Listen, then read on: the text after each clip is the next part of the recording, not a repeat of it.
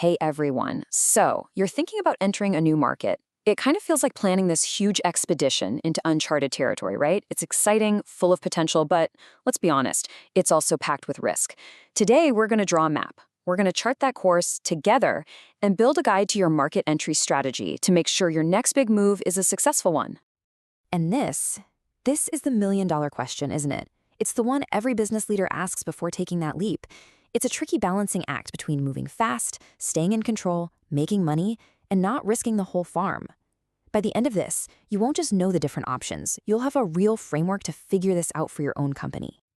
First things first. Before you even think about booking flights or packing your bags, you have to answer the most basic question of all. Why are we even doing this? You've got to define your mission. Think of your mission statement as your North Star. It has to be absolutely crystal clear. What's the real purpose here? Are you chasing explosive growth, trying to diversify your business? Or maybe you're just following a key customer. And where exactly are you going? Name the country or the region. And what are you selling? Be specific. Nailing this down from the very beginning makes every single decision that follows so much easier. Okay, so you've got your mission. Now it's time for some recon. I mean, you'd never try to climb a mountain without checking the weather and studying the terrain first, right? Well, jumping into a new market is exactly the same. You have to survey the landscape. This is your intelligence gathering phase. You need to know, just how big is this opportunity, and is it growing? Who precisely are you selling to? Who are you going to be up against, and what are they already doing? And this one's huge. What are the barriers to entry? We're talking about legal stuff like regulations and taxes, but also those subtle cultural things you have to get right. And of course, you want to know if the place is economically and politically stable. A little stability goes a long way. All right, you know why you're going, and you understand the terrain. So how do you actually get there? Think of these 4 main strategies as different ways to travel on your expedition. Each one is a different vehicle, and they all have their own pros and cons. So let's break down the trade-offs here. First up is direct entry. This is where you build everything from scratch yourself. It gives you total control, which is great, but as you can see, it's expensive, it's slow, and it's high risk. Next, you could use a distributor or an agent. This is your fast-track, low-cost option, but the catch is you lose a ton of control over your brand. A joint venture? That's kind of a happy medium. You partner with a local company, sharing the risk and control. And finally, there's the online or digital route. This can be super fast and cheap, and you keep a lot of control, but whether it works really depends on what you're selling.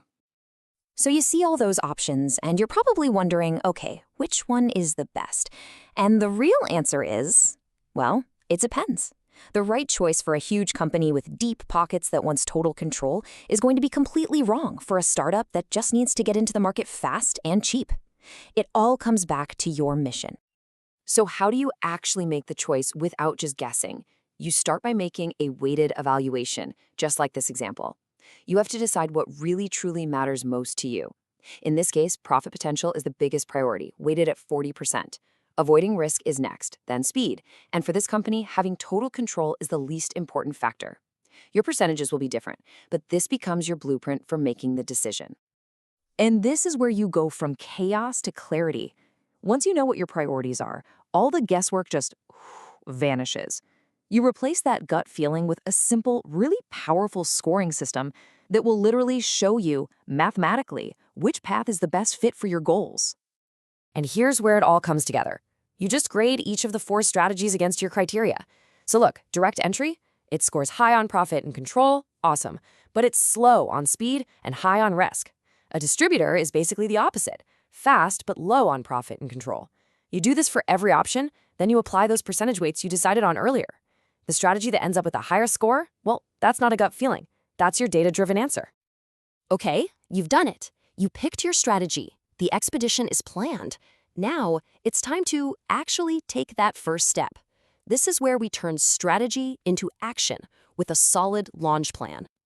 You can make this whole process feel a lot less overwhelming by breaking it down into 3 simple phases. First is pre-launch. This is all your prep work, getting your legal stuff sorted, starting some marketing to build buzz, and just making sure your team is ready. Then you have the launch phase. This is go time. You execute your plan, you start making sales. And maybe most importantly, there's post-launch. This is where you measure everything, listen to what customers are saying, and start tweaking your approach to make it even better.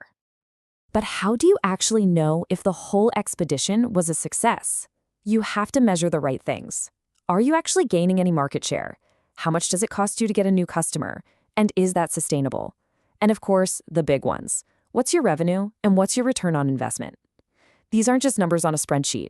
They're your compass, telling you if you're headed in the right direction or if it's time to change course. You know, at the end of the day, all these tools and frameworks are just there to help you do one thing, to make sure that the way you enter a market isn't just some short-term tactic, but a real strategic choice that actually supports the long-term vision for your company. And that brings us right back around to our big question from the beginning. The difference is now you have the tools to actually answer it for yourself. With this framework, you can chart your own course and find that perfect balance for your next big adventure. So, what's your strategy going to be?